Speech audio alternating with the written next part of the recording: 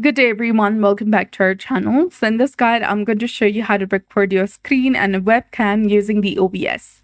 So first, open the OBS application on your device. In the bottom left corner, locate the scenes option. Click on the plus button to create a new scene. You can name it something like screen and webcam as well. And if you already have one, you can also use it.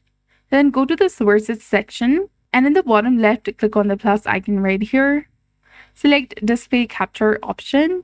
Choose the display you want to record and click on OK, and your screen will be now added.